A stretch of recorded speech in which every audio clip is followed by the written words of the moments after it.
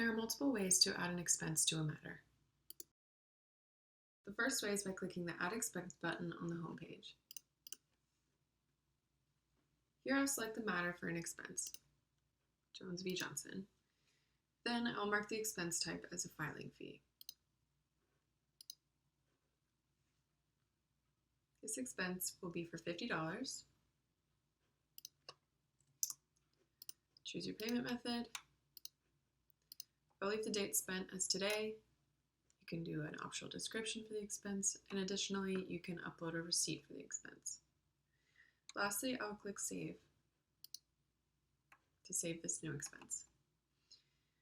We can also add expenses directly from within a matter. For this example, let's go into the case of Jones v. Johnson. Click the Financial tab.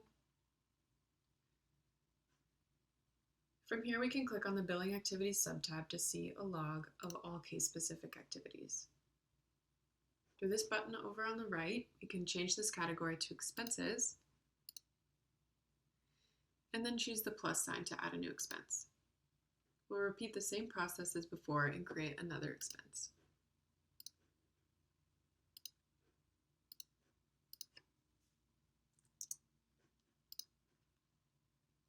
However, this expense will be directly connected to the matter even before I save it. Another way to add an expense is through Bulk Entry tab on the top menu. From here, we can select the Expenses subtab and log multiple expenses at once. I'll make a few to show you. First, I'll make one for Jones v. Johnson and choose Postage as its expense type. This will be a $20 expense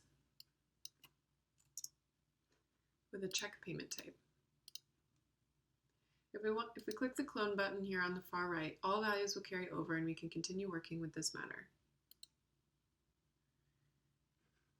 I will change the expense amount to $25.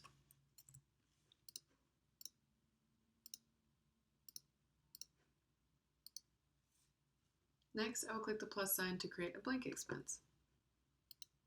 This one will also be for Jones v. Johnson, but the expense type will be supplies. And this will be for $40, and the payment type as cash. You can add as many expenses as you would like, but I'll go ahead and make the cutoff here. To save these 3 expenses, I will click Save and Finish button, and then they will all populate the expense menu simultaneously.